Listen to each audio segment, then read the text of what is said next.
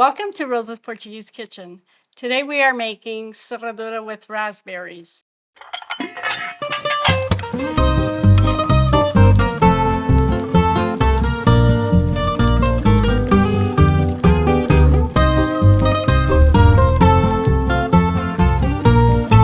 Serradura with raspberries.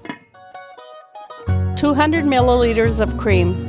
200 milliliters of condensed milk, 1 pack of ground Maria cookies, 1 pint of fresh raspberries. Pour the cream into a bowl and mix until smooth. Add the condensed milk in the bowl and blend well.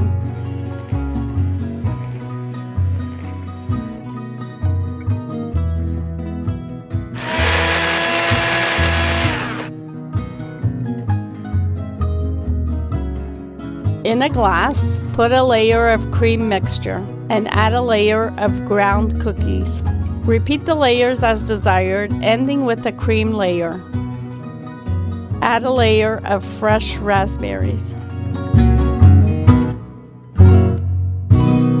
Today we made serradura with raspberries. Hope you enjoyed it. Like and subscribe and let me know in the comments what I should make next. Thank you.